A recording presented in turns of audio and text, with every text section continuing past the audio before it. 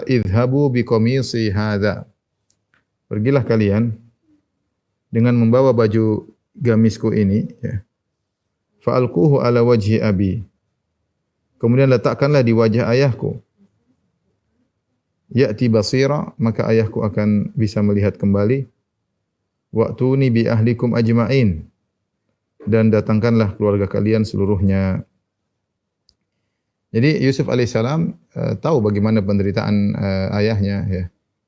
Dan beliau tahu juga ayahnya dalam kondisi tidak bisa melihat, ya. Apakah beliau tahu alaihissalam karena diberitahu oleh saudara-saudaranya yang cerita bahwasanya bapakmu telah buta karena merindukanmu, ataukah Nabi Yusuf tahu karena wahyu dari Allah Subhanahu wa taala? Intinya beliau tahu, ya, dan beliau berusaha memberikan ikhtiar, usaha untuk menyembuhkan ayahnya. Maka beliau pun menyuruh untuk membawa baju yang beliau biasa pakai, karena di situlah ada keringat beliau, bau tubuh beliau, ya, maka diberikan kepada ayahnya. Kalau tentu ini adalah kemudian ketika dilemparkan baju tersebut kepada ayahnya atau diletakkan di wajahnya, maka ayahnya bisa melihat kembali. Tentunya adalah mukjizat. Khariqul ada, itu perkara mukjizat bagi Nabi Yusuf alaihissalam. Ya, tapi sebagian ulama mengatakan ya ini adalah obat. Biasanya obat adalah lawan daripada penyakit, ya.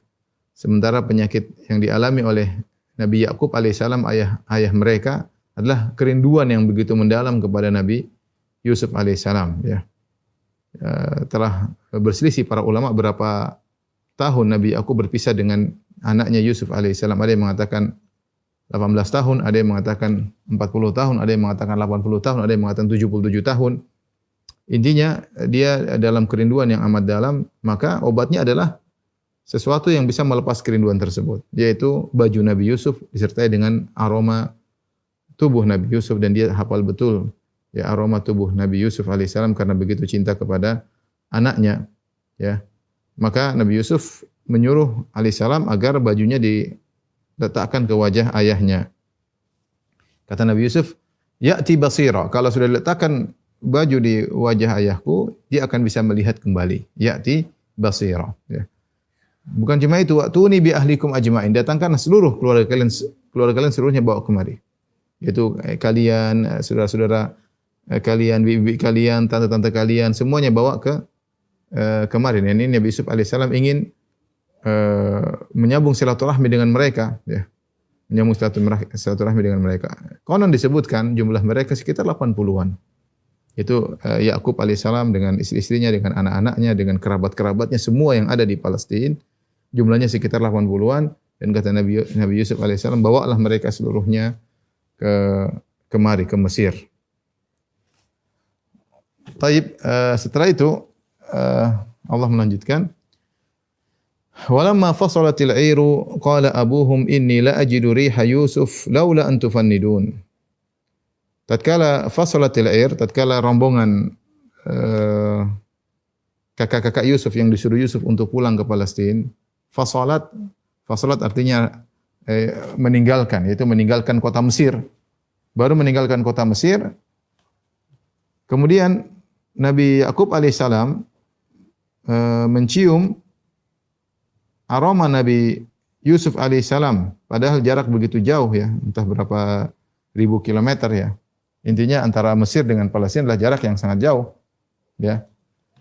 Walamma fasalatil air, tatkala rombongan kakak-kakaknya meninggalkan kota Mesir, Allah memberikan mukjizat, yaitu aroma baju Nabi Yusuf tersebut sampai ke penciuman Nabi Yakub alaihissalam. Tak ada angin khusus yang Allah kirimkan. Angin tersebut bergerak dengan cepat, membawa aroma baju Nabi Yusuf alaihissalam sampai ke penciuman Nabi Yakub alaihissalam. Maka baru saja rombongan keluar dari negeri Mesir, langsung ayahnya berkata, qala abuhum, berkata ayah mereka itu Nabi Yakub, inilah ajidu riha Yusuf. Sungguh aku mendapati aroma Nabi Yusuf alaihissalam, aromanya Yusuf. Ya. Mencium baunya Yusuf. Laula antufannidun, sekiranya kalian tidak menuduhku lemah akal, tentu kalian akan membenarkan aku. Tapi kalian akan menuduh aku. Ya. Antufannidun maksudnya disandarkan kepada al-fanat. Al-fanat maksudnya seperti pikun atau lemah akal, orang sudah tua, akalnya tidak tidak kuat lagi, terganggu ya. Karena ini yang aneh, dia mengatakan saya cium bau Nabi Yusuf. Saya cium bau Yusuf, bau putraku. Dia bilang, tapi kalian akan menuduh aku yang tidak-tidak. Dan benar, orang-orang yang ada hadir ketika itu, entah siapa, ini bukan anak-anaknya Nabi Yakub. Qalu tallahi innaka lafi dhalalikal qadim. Maka mereka komentar, kata mereka, tallahi demi Allah, innaka lafi dhalalikal qadim. Sungguhnya engkau masih dalam kekeliruanmu yang dulu. Engkau masih dalam kesalahanmu yang lalu, yaitu engkau terlalu cinta kepada Yusuf, engkau terlalu nyebut-nyebut Yusuf ya. Engkau terlalu cinta, terlalu sering nyebut-nyebut Yusuf, terlalu berharap akan ketemu, menyangka akan ketemu dengan Yusuf. Ini semua dhalal, yaitu kekeliruanmu yang dari dulu. Sekarang terbawa sampai kau bilang kau sedang mencium aroma Yusuf alaihissalam. Sebenarnya ini adalah perkataan tidak pantas ya. Karena orang-orang yang hadir ini bukan saudara Yusuf ya. Disebutkan ini orang-orang hadir di sekitar situ, mungkin ponakan, mungkin apa, mungkin kerabat, intinya kerabat mereka yang hadir di hadapan Nabi Yakub. Qalu innaka lafi dhalalikal qadim. Orang-orang ini tidak pernah disebut sebelumnya, tapi Allah sebutkan ketika ini. Mereka komentar, mereka berkata, demi Allah, sungguhnya engkau berada dalam kekeliruanmu yang lalu. Terlalu cinta kepada Nabi Yusuf, terlalu banyak nyebut Nabi Yusuf alaihissalam, terlalu berharap, tawakkuk bahwasanya akan ketemu dengan Yusuf. Sehingga sekarang lebih parah lagi, menyangka bahwasanya mencium aroma Nabi Yusuf.